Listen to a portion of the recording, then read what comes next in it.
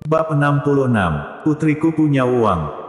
Nightlight adalah salah satu klub hiburan terbaik di Jiangsu, dengan semua hal yang bisa menghibur ada di dalamnya. Tepat setelah malam tiba, itu adalah waktu terbaik untuk bisnis di Nightlight. William yang tidak tahu untuk apa Jesse Fang membawanya ke sini, tetapi setelah mendengar apa yang dia katakannya, dia sangat menantikannya. Ketika tiba di lantai paling atas, begitu pintu lift terbuka, kami melihat aula luas yang penuh sesak dengan orang-orang dan suara ribut satu demi satu. William yang melihat sekeliling dan menyadari bahwa rupanya ini adalah lapangan poker, Jesse Fang menyeretnya ke meja paling dalam, dikelilingi banyak orang, dan ada beberapa orang duduk di depan meja poker. Tuan Qin, apakah kamu masih punya uang untuk bermain? Jika kamu tidak punya uang untuk bermain, segera tinggalkan tempat dudukmu, jangan buang-buang waktu di sini.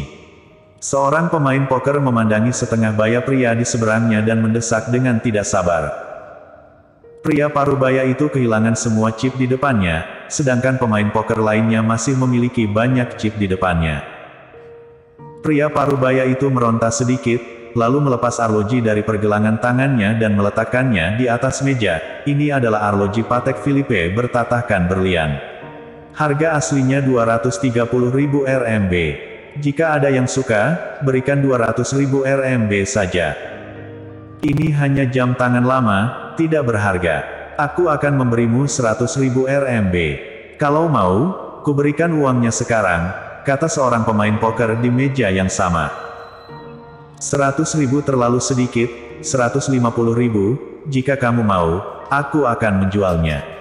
Pria parubaya itu mengertakkan gigi dan berkata demikian. Oke, sepakat. Pemain poker itu langsung melempar chip seharga 150.000 RMB, dan yang lainnya semua tampak bercanda, bahkan jika mereka menjual jam tangan itu, pada akhirnya pasti tetap akan kalah.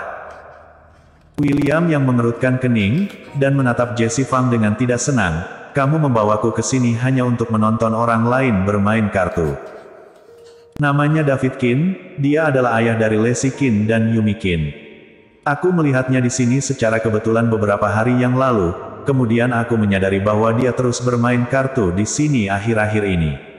Dia telah kehilangan banyak hal, dan dikatakan bahwa dia masih berutang 1 juta RMB kepada Nightlight.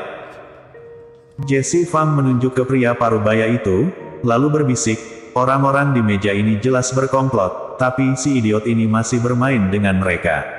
Lihat saja, 150.000 RMB akan segera hilang. William yang memutar matanya, dan tiba-tiba menebak apa yang dipikirkan Jesse Fang. Maksudmu, tunggu dia kehilangan seluruh uangnya, aku pinjamkan uang padanya.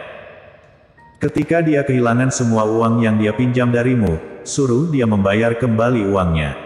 Dia pasti tidak akan bisa membayar, jadi dia hanya bisa mencari Lexi Qin.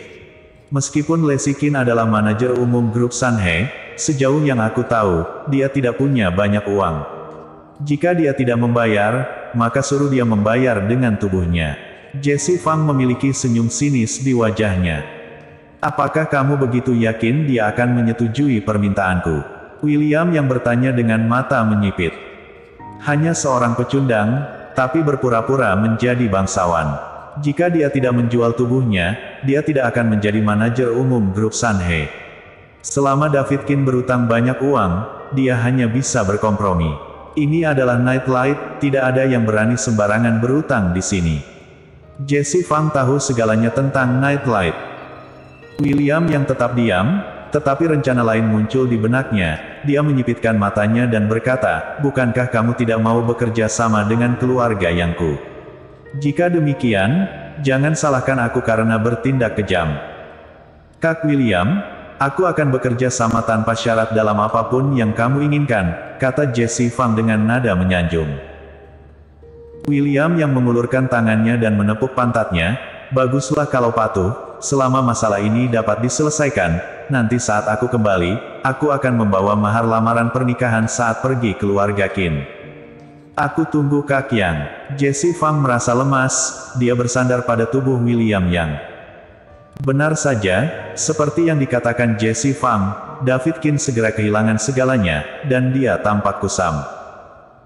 Selama beberapa hari terakhir, dia telah kehilangan semua hartanya. Meski begitu, matanya masih penuh dengan keengganan. "Pinjamkan aku sedikit lagi, kali ini, aku pasti bisa menghasilkan uang," kata Davidkin tiba-tiba. "Kamu lunasi dulu hutang 1 juta RMB ke Nightlight, siapa yang begitu bodoh, masih berani meminjamkanmu uang?" Seorang pemain poker di meja yang sama berkata dengan jijik di wajahnya. "Aku bisa meminjamkanmu 1 juta RMB.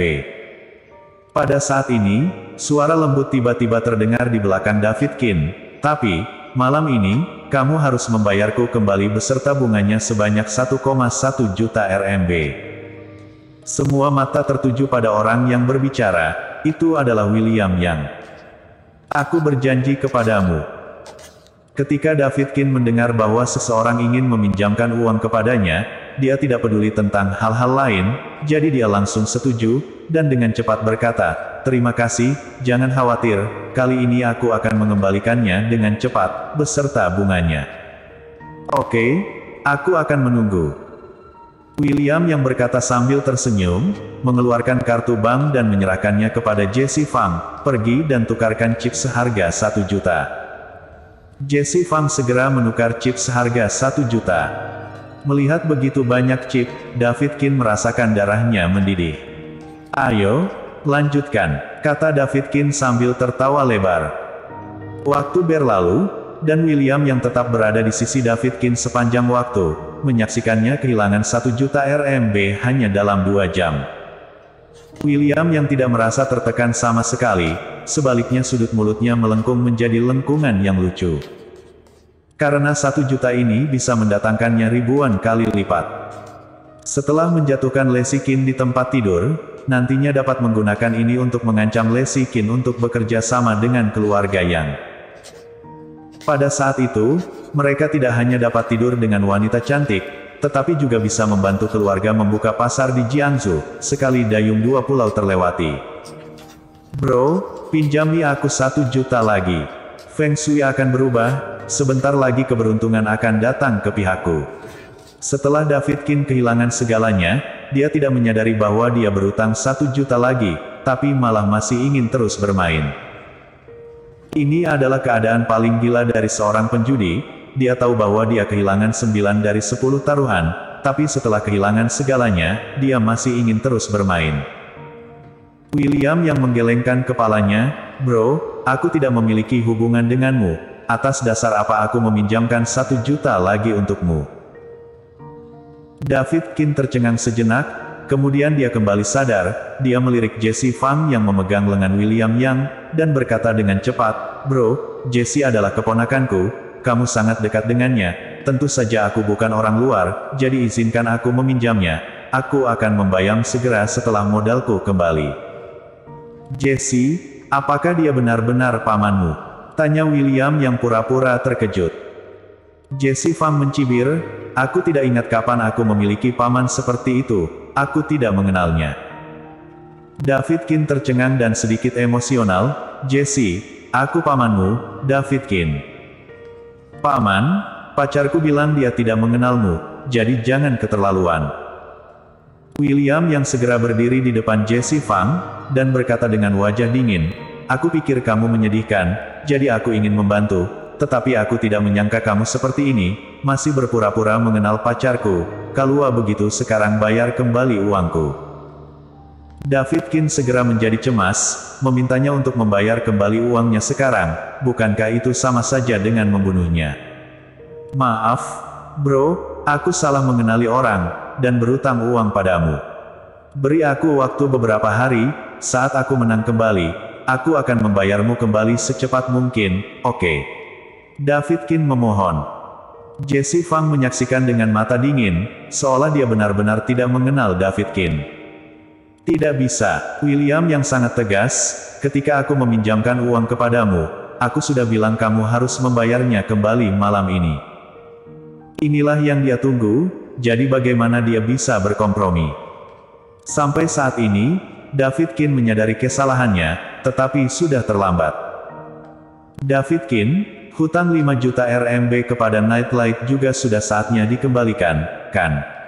Pada saat ini, seorang pria botak datang, diikuti oleh anak buahnya.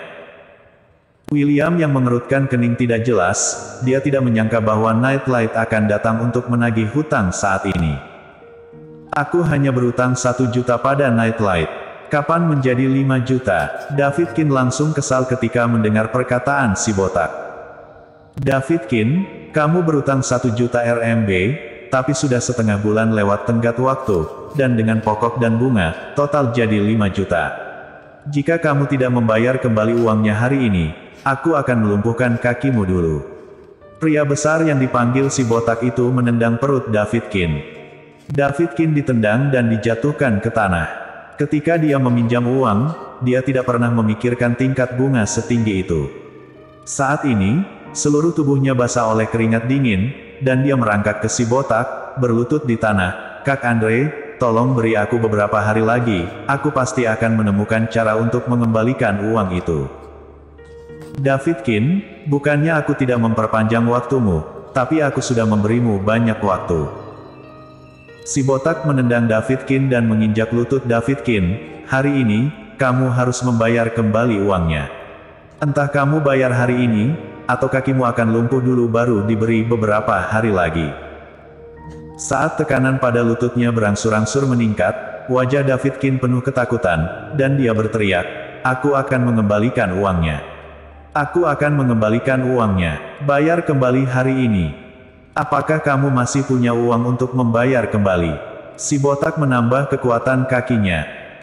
Davidkin berteriak kesakitan, ya, putriku punya uang. Aku akan memintanya untuk membawa uangnya sekarang. Bersambung.